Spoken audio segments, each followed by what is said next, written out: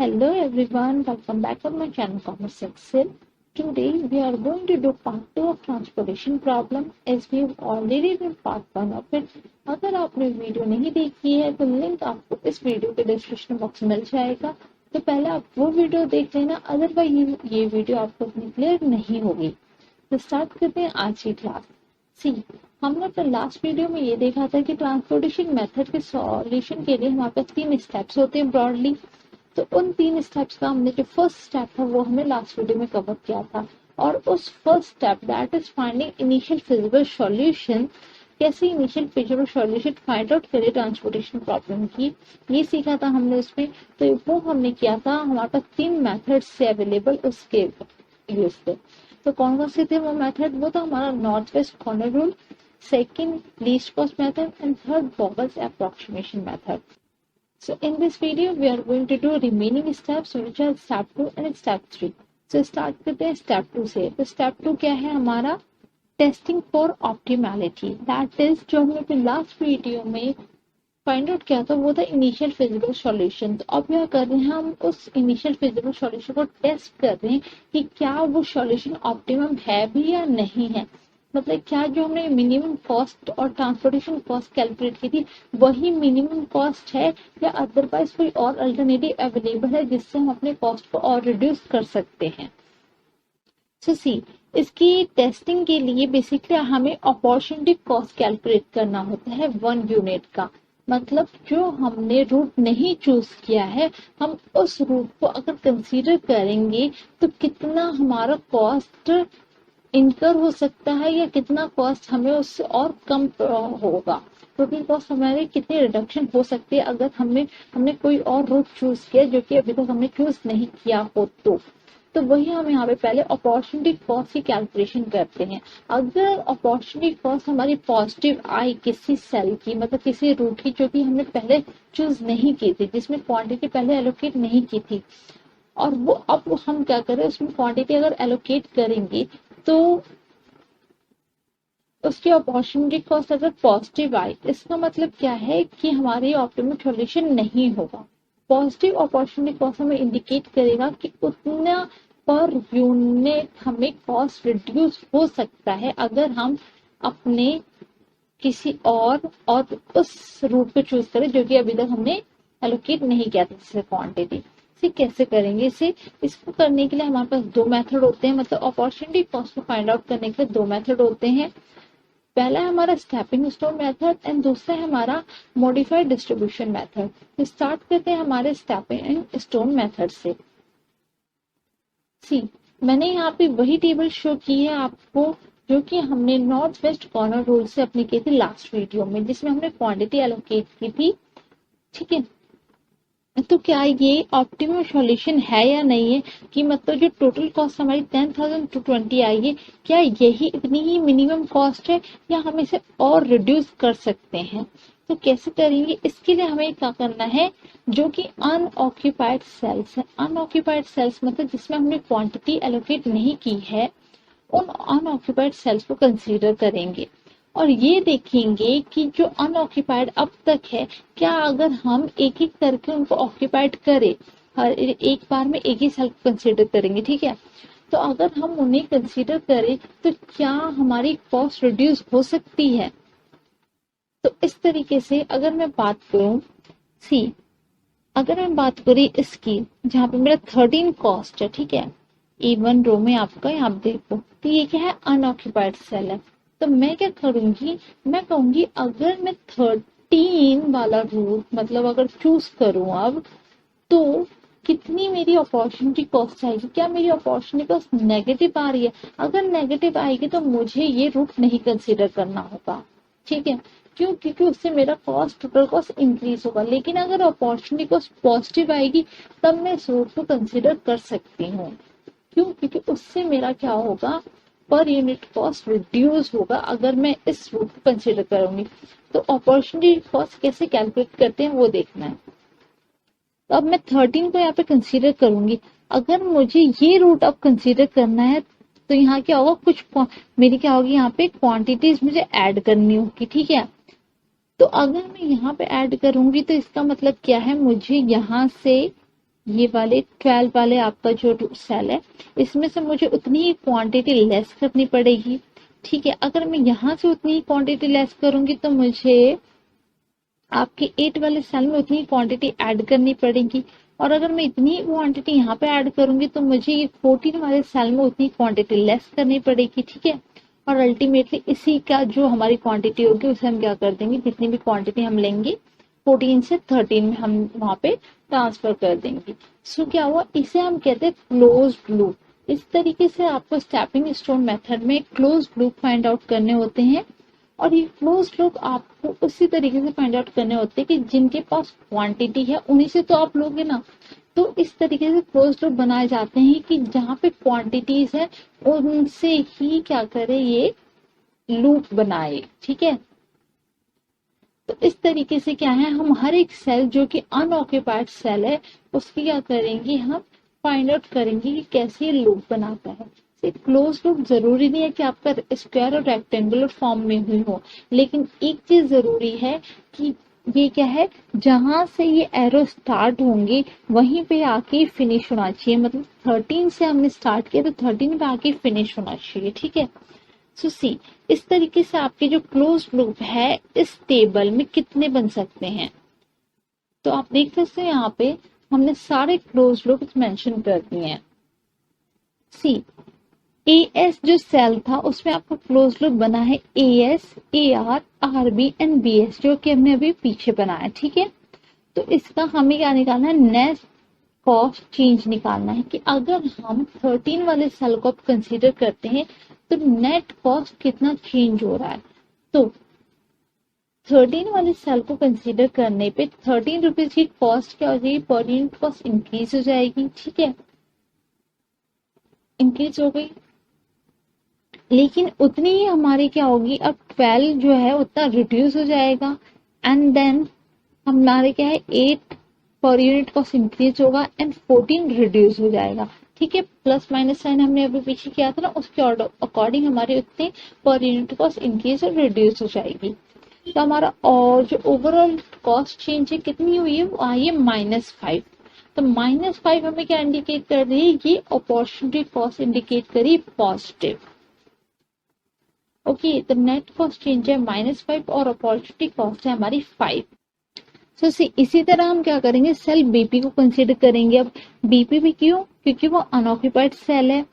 तो अगर अब हम बीपी वाला रूट कंसीडर कर रहे हैं तो बीपी के लिए क्लोज लूप कैसे फॉर्म होगा, क्लोज लूप फॉर्म करने के लिए हमेशा क्या करनी पड़ती है, हमें जो क्वांटिटी जिसे फिल्ड है और ऑक्यूपाइड सेल्स है उनको कंसीडर करना होता है, क्योंकि उन्हीं से हम क्या लेते हैं, हम क्वांटिटीज लेते हैं अब इस अनऑक्यूपाइड सेल को ऑक्यूपाइड करने के लिए। तो इसका आपका क्लोज लूप बनेगा BP to BR, BR to AR and AR to AP. ठीक है, और एपी से फिर से इसी पे आएगा आपका बीपी पे। तो इस तरीके से आपका क्या है, क्लोज लूप बनेगा बीपी के लिए। तो बीपी में आप देख सकते हैं 7 क्या होगा, अब ऐड हो जाएगा क्योंकि उसे हम कंसीडर कर रहे हैं अपने। और 8 क्या है, अब 8 पर यूनिट कॉस्ट रिड्यूस हो जाएगी। ठीक है, और आपका 12 ऐड हो जाएगा और ये वाला 12 क्या हो जाएगा, माइनस हो जाएगा। तो नेट कॉस्ट चेंज कितना हो रहा है, -1। -1 क्या इंडिकेट कर रहा है कि अगर आपने बीपी रूट लिया तो पर यूनिट आपका 1 रुपीज का जो कॉस्ट है वो डिक्रीज होगा। तो अपॉर्चुनिटी कॉस्ट क्या आ गई हमारी, 1 पर यूनिट। ठीक है, इसी तरह हम BQ, CP, CQ and CR के क्लोज लूप्स फाइंड आउट कर लेंगे, जो कि मैंने यहाँ पे आपको शो कर रखा है। ठीक है, तो और हर एक का नेट कॉस्ट चेंज भी उसी तरह हम कैलकुलेट कर लेंगे प्लस माइनस से, जैसे कि मैंने अभी आपको समझाया। तो आप देख सकते हो जो BQ का है वो -5 अपॉर्चुनिटी कॉस्ट आई है, CP की है -5, CQ की है -17 एंड CR की है -10। ठीक है, तो ये नेगेटिव क्या शो कर रहा है, नेगेटिव शो ये करता है कि अगर हमने ये रूट कंसीडर किया है तो इससे हमारे इतने पर यूनिट कॉस्ट क्या होगी, इंक्रीज होगा। तो क्या हम चाहते हैं हमारी कॉस्ट इंक्रीज हो, नहीं, तो हम इन रूट्स को कंसीडर नहीं करेंगे। बाकी हमारे पास 2 रूट्स बची, कौन सी, एएस एंड बीपी। तो एएस क्या है, एएस वो रूट है जिससे हमें सबसे ज्यादा रिडक्शन हो सकता है हमारे ट्रांसपोर्टेशन कॉस्ट में, कि 5 पर यूनिट कॉस्ट की रिडक्शन होगी अगर मैं एएस रूट को कंसीडर करूंगी। तो इस तरीके से क्या करते हैं, हम फाइंड आउट करते हैं कि हाँ ये क्या है, मेरा ऑप्टिमम सॉल्यूशन नहीं है, क्योंकि मेरे पास अभी भी दो ऐसे रूट हैं एएस और बीपी जो जिन्हें मैं क्या कर सकती हूँ, अवेल कर सकती हूँ और मैं अपने ट्रांसपोर्टेशन कॉस्ट क्या कर सकती हूँ, मिनिमम कर सकती हूँ। इसका मतलब ये क्या है, ऑप्टिमम जो है ट्रांसपोर्टेशन कॉस्ट नहीं है। तो ये था हमारा स्टेपिंग स्टोन मेथड। सेकेंड है हमारा मॉडिफाइड डिस्ट्रीब्यूशन मेथड। तो मॉडिफाइड डिस्ट्रीब्यूशन मेथड में क्या है, सी ये भी हमारा एक मेथड है अपॉर्चुनिटी कॉस्ट की कैलकुलेशन के लिए, लेकिन इसमें हम क्या करते हैं, जैसे अभी हमने पीछे क्लोज लूप की हेल्प से क्या किया, अपॉर्चुनिटी कॉस्ट कैलकुलेट की, तो वो थोड़ा क्या, थोड़ा डिफिकल्ट सा हो जाता है, थोड़ा फाइंडिंग आउट करने में थोड़ा डिफिकल्ट हो जाता है। तो मॉडिफाइड डिस्ट्रीब्यूशन मेथड क्या है, थोड़ा सिंप्लीफाइड वे है अपॉर्चुनिटी कॉस्ट की कैलकुलेशन के लिए। इसमें क्या करते हैं, सी यहाँ पे सप्लाई डिमांड आपकी per unit cost and unit जो है हमने वो सारी चीजें एज इट इज ही है। ये भी नॉर्थ वेस्ट कॉर्नर का ही सॉल्यूशन है जो कि हमने लास्ट वीडियो में किया था, कोई चेंजेस नहीं यहाँ तक। अब यहाँ पे कैसे अपॉर्चुनिटी कॉस्ट कैलकुलेट करेंगे, तो यहाँ पे आपको एक यूआई एंड वीजे क्या है, यूआई आपको यहाँ पे अलग से कॉलम एंड वीजे रो यहाँ पे आपको एक बनाना पड़ता है, ठीक है। और यूआई एंड वीजे में वो वैल्यूज हमें कंसीडर करनी होती है, उनकी वैल्यूज जो कि ऑक्यूपाइड सेल्स की हो, ठीक है। तो जनरली जो यूआई का जो फर्स्ट सेल होता है वो 0 होता है, तो यहाँ पे 0 है।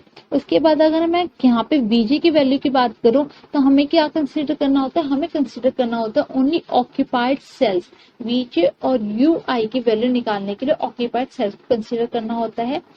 तो यहाँ पे क्या हो जाएगा, 12 क्या है, ऑक्यूपाइड सेल है, तो यहाँ पे वीजे 12, 10 भी ऑक्यूपाइड है तो 10 ले लेंगे, और यहाँ पे अगेन ये 12 ऑक्यूपाइड है तो 12 ले लेंगे, ठीक है। लेकिन आप देख सकते 13 अनऑक्यूपाइड है तो हम यहाँ पे नहीं लेंगे डायरेक्टली। उसके बाद यूआई पे आएंगे। अब यूआई पे जो ये सेकंड है ये कैसे कैलकुलेट करेंगे, 8 का, तो आप ऐसे कैलकुलेट करोगे, जो आपका जो 8 है यहाँ पे 8 क्या है, ऑक्यूपाइड सेल है, राइट। सो 8 में से इस 12 को माइनस करेंगे तो इस तरीके से हमारा आएगा -4, ठीक है। अब ये जो -4 आ गया तो आप क्या करेंगे, अब आप ये जो B4 वाला है कॉलम और इसमें जो VJ है इसे फाइंड आउट कर सकते हो, क्या करोगे, जो 14 है इसमें से माइनस करोगे -4 को, तो आपके पास आ गया 18, ठीक है। अब इस 18 का यूज करके आप ये वाली वैल्यू फाइंड आउट करोगे, तो क्या करेंगे 7 -18, तो हमारे पास आ गया -11। तो इस तरीके से आपको UI and VJ find out करना पड़ता है। याद रखना यूआई और वीजे को फाइंड आउट करने के लिए सिर्फ और सिर्फ हमें ऑक्यूपाइड सेल्स को ही कंसीडर करना होता है। आप यहाँ देख सकते हैं मैंने सिर्फ ऑक्यूपाइड सेल्स को ही लिया है और फिर हमने यूआई और वीजे की वैल्यूज फाइंड आउट की है। तो यूआई और वीजे की वैल्यू फाइंड आउट करने के बाद हमें क्या करना पड़ता है, डेल्टा आईजे निकालना पड़ता है। डेल्टा आईजे मतलब कितनी चेंज हुई है, उसका फॉर्मूला है आपका यूआई प्लस वीजे माइनस सी आई जी। मतलब क्या है, यूआई आपको ये जो शुगर दिया आपने हमने कैलकुलेट किया है, एंड वीआई ये रो फॉर्म में, और सीजे हमारा जो हमारी पर यूनिट ट्रांसपोर्टेशन कॉस्ट है उस सेल की। तो हम जो ये चेंज कैलकुलेट करेंगे, ये चेंज किसके लिए कैलकुलेट करेंगे, हम चेंज ये कैलकुलेट करेंगे हर एक अनऑक्यूपाइड सेल्स के लिए। क्योंकि अनऑक्यूपाइड सेल्स के लिए क्यों, कि अब हमें वही तो कंसीडर करना है कि क्या कोई ऐसा अनऑक्यूपाइड सेल्स है जो हम कंसीडर करें और उससे हमारा ट्रांसपोर्टेशन का रिड्यूस हो सके। तो यहाँ पे है हमारा सबसे पहले 13, ठीक है, अनऑक्यूपाइड सेल। तो इसके लिए अपॉर्चुनिटी कॉस्ट कैसे कैलकुलेट करेंगे, तो यूआई आपका है यहाँ पे 0, ठीक है, वीजे आपका 18 और यहाँ पे जो आपका कॉस्ट पर यूनिट है वो 13 है। तो 0 + 18 - 13 आपका कितना आया, +5, ठीक है। तो ये आपका अपॉर्चुनिटी कॉस्ट हो गया। अगर मैं 13 वाले रूट को कंसीडर करूंगी तो मेरी अपॉर्चुनिटी कॉस्ट है ये 5। मतलब क्या है, अगर मैं 13 रूट को कंसीडर करूंगी तो मेरा 5 रुपीज पर यूनिट की कॉस्ट क्या हो सकती है, मुझे रिडक्शन मिल सकती है ट्रांसपोर्टेशन कॉस्ट में। सो अब हमारा अनऑक्यूपाइड सेल कौन सा है, ये हमारा 7।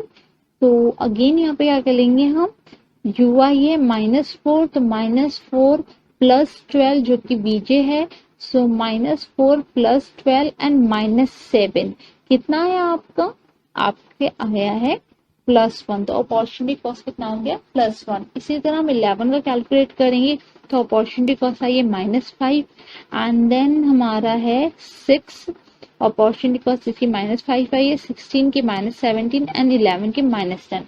तो सी यू कैन सी जो हमने स्टेपिंग स्टोन मेथड से किया उसमें भी हमारे इन सेल्स की अपॉर्चुनिटी कॉस्ट इतनी ही आई थी, और यहाँ पे भी मॉडिफाइड डिस्ट्रीब्यूशन मेथड में भी हमारी जो अपॉर्चुनिटी कॉस्ट है वो सेम ही आई है। तो दोनों ही मेथड से हमारी अपॉर्चुनिटी कॉस्ट सेम ही आई थी, बस इसका वे जो कैलकुलेशन किया अपॉर्चुनिटी कॉस्ट है वो थोड़ा डिफरेंट है। ठीक है, तो इस तरीके से हम मॉडिफाइड डिस्ट्रीब्यूशन का यूज करके अपॉर्चुनिटी कॉस्ट कैलकुलेट कर सकते हैं। तो ये भी क्या है, आप इस मेथड से भी देख सकते हो क्या है, हमारा सॉल्यूशन ऑप्टिमम नहीं है। क्यों नहीं है, क्योंकि यहाँ पे दो ऐसे क्या है रूट है हमारे पास जिससे हम क्या कर सकते हैं, अपने ट्रांसपोर्टेशन कॉस्ट को और रिड्यूस कर सकते हैं। ठीक है, तो अभी क्या करेंगे, अब हमें पता चल गया कि हमारा जो सॉल्यूशन है वो ऑप्टिमम नहीं है। तो इसका मतलब क्या करेंगे, हम अपने सॉल्यूशन को इम्प्रूव करेंगे। इम्प्रूव करेंगे तो किसका यूज करेंगे, स्टेप 3 पे जाएंगे और इम्प्रूव करेंगे अपने सॉल्यूशन को। सो सी कैसे हम अपने सॉल्यूशन को इम्प्रूव करें ताकि हमें मिनिमम ट्रांसपोर्टेशन कॉस्ट मिले। तो स्टार्ट करते हैं हमारे यहाँ पे एएस सेल। सो अब क्या करना है, हमें एएस सेल को क्वांटिटी असाइन करनी है। तो हमने क्या किया था, पीछे हमने क्लोज लूप को भी फॉर्म किया था। तो वो क्या है, वहां पे 4 आपके सेल इफेक्ट हो रहे, तो वो 4 सेल को अभी हम कंसीडर नहीं करें यहाँ पे, और बाकी जो ये जो सेल्स है ये रिमेनिंग रहेंगे एज इट इज, क्योंकि ये इफेक्ट नहीं हुए। अब बात करते हैं हमारे इन 4 सेल्स की। ठीक है, तो हमें क्या करना है, 13 वाला जो सेल है, अब हमें क्या करना है, इस पर क्वांटिटीज असाइन करनी है। क्यों असाइन करनी है हमें क्वांटिटी, क्योंकि जो 13 वाला सेल है इसमें हमारी अपॉर्चुनिटी कॉस्ट सबसे ज्यादा थी, मतलब 5 रुपीज पर यूनिट की कॉस्ट हमारी क्या थी, अपॉर्चुनिटी कॉस्ट। तो इस वजह से हम एएस को सबसे पहले कंसीडर कर रहे हैं। तो अब इस एएस में कितनी क्वांटिटी हम एलोकेट करें, ये कैसे फाइंड आउट करेंगे, तो ये आपको देखना होता है, जहां जहां आपके माइनस साइन होते हैं ना, उन सेल्स को कंसीडर करना होता है। क्लोज लूप जब बनाते हैं तो जहां जहां माइनस साइन होते हैं उसे उन सेल्स को कंसीडर करते हैं, और ये देखते हैं कि कौन सा सबसे छोटा, मतलब जो स्मॉलेस्ट क्वांटिटी होगी माइनस वाले सेल में उसे कंसीडर करेंगे, और उतनी ही क्वांटिटी जो हमारी न्यू सेल होगी जिसे हमें अब ऑक्यूपाइड करना है उसे एलोकेट कर देंगे। तो कैसे करेंगे, सी आप यहाँ पे देखो, ये क्लोज लूप फॉर्म हुआ है, माइनस साइन कहाँ पे, ये है आपका 12 पे और ये है आपका 14 पे। अब 12 पे जो है यहाँ पे कितनी यूनिट है, 170, एंड 14 पे है यूनिट 120। तो दोनों में से स्मॉलेस्ट कौन सा है, 120। तो हम जो 13 को है वो 120 का कर देंगे, असाइन कर देंगे। अब यहाँ पे एलोकेट कर देंगे 120 यूनिट्स। अब इसी के अकॉर्डिंग क्लोज लूप में जहाँ प्लस माइनस हो उसके अकॉर्डिंग तो एडजस्टमेंट कर ही सकते हैं। तो मैंने यहाँ पे 120 अगर से असाइन किया है, तो अब मेरा यहाँ पे इस वाले सेल में 12 वाले सेल में कितना 50 यूनिट्स हो जाएगी। ठीक है, और जो मेरा, क्योंकि यहाँ पे क्या है इतनी ही यूनिट्स माइनस हो जाएगी, 120 मैंने 13 वाले सेल में असाइन कर दी, तो 12 वाले सेल में मेरी पहले क्वांटिटी थी 170, तो 170 में से अब 120 को माइनस कर दूंगी तो 50 यूनिट्स रह जाएगी। और अब मैं 120 यूनिट्स क्या करूंगी, यहाँ 8 वाले सेल में क्या कर दूंगी, ऐड करूंगी, तो मेरी 300 हो जाएगी, और जो 14 वाला सेल है वो अब एम्प्टी रह जाएगा, अनऑक्यूपाइड रह जाएगा।